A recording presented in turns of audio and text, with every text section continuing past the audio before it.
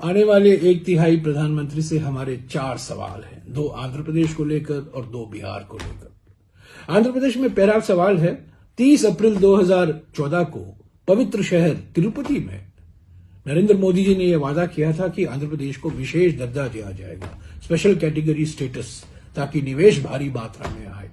10 साल हुए, ये नहीं हुआ। क्या अब वो आंध्र प्रदेश को स्पेशल कैटेगरी स्टेटस देंगे, विशेष दर्जा देंगे?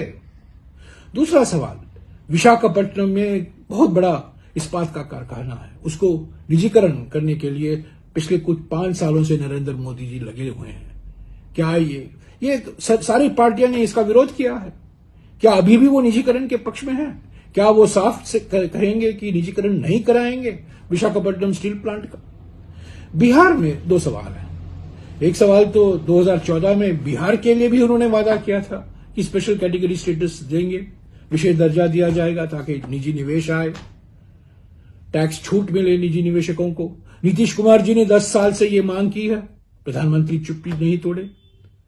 पर अब क्या वो बिहार को भी विशेष दर्जा देंगे? और चौथा और अंतिम सवाल जाति जनगणना को लेकर है।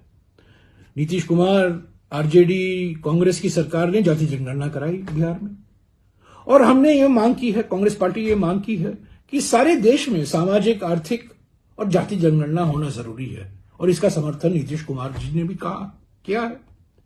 क्या प्रधानमंत्री ये आश्वासन देंगे कि देश भर में सामाजिक, आर्थिक, जाति जनगणना होगा, पिछड़े वर्गों को, अनुसूचित जातियों को, अनुसूचित जनजातियों को आरक्षण का पूरा हक मिलेगा, और सारे राज्यों के आरक्षण अधिनियम हमारे संविधान, ये जो संविधान है जो राहुल जी बार बार दिखाते हैं, इस संविधान के नवी सूची में शामिल किए जाएंगे कि नहीं?